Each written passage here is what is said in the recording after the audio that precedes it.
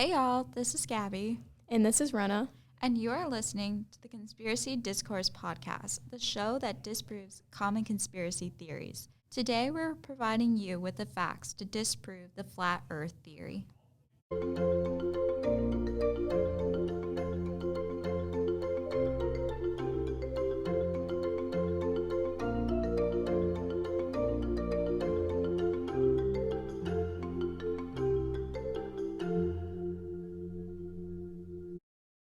The flat earth theory centers around the idea of Earth being a flat disk.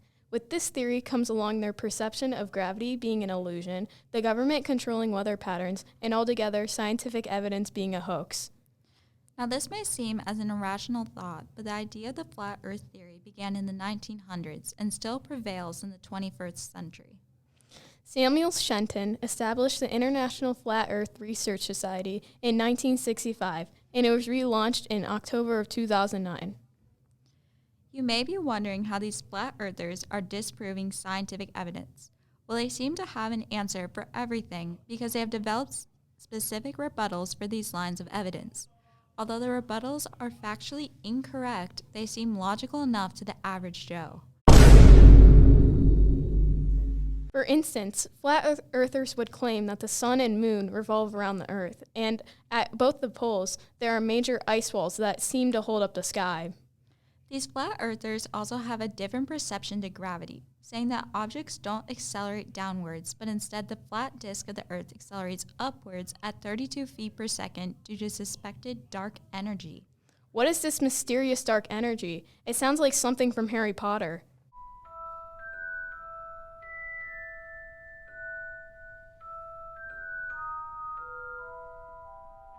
As we said prior, they also believe that the government controls the weather pattern. Yeah, you heard that right.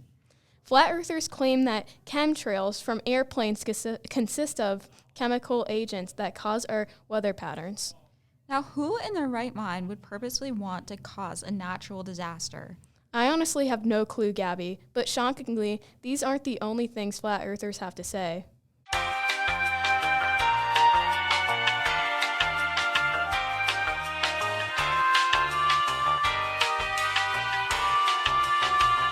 These people actually have more ideas on what the shape of the earth looks like besides being a flat disk.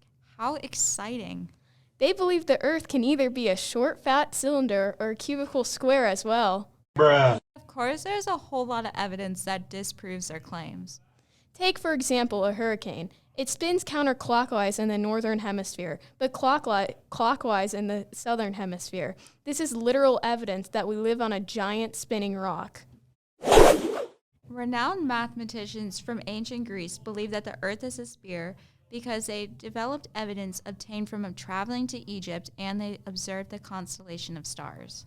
In fact, Eratosthenes calculated the circumference of the earth in the 3rd century BC. If this isn't enough already, Islamic scholars have made further advanced calculations during the 9th century AD and onwards. Hold up, Gabi. We both forgot that they are suspicious of ancient mathematical evidence. Wait,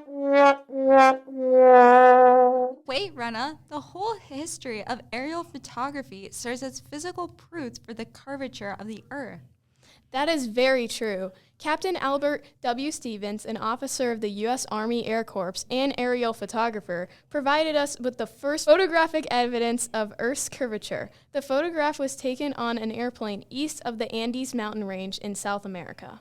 In fact, Captain Orville Anderson took the first photograph of the troposphere-stratosphere boundary from a high-altitude balloon in November of 1935.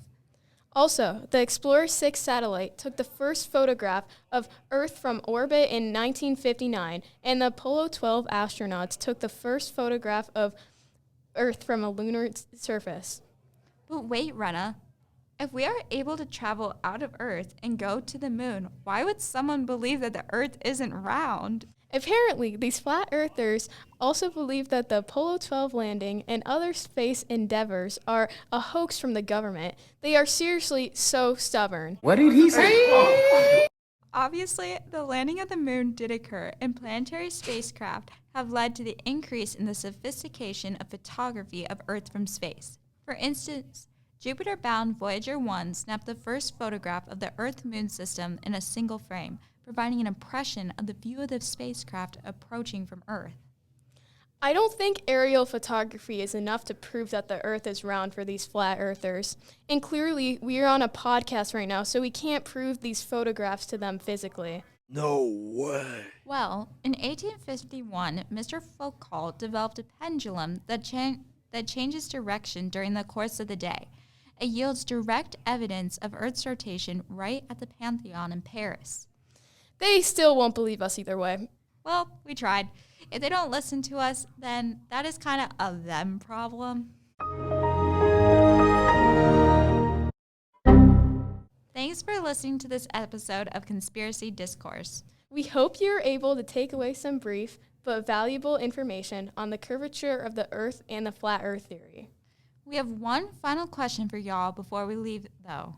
What do you think life would be like while living on a flat Earth?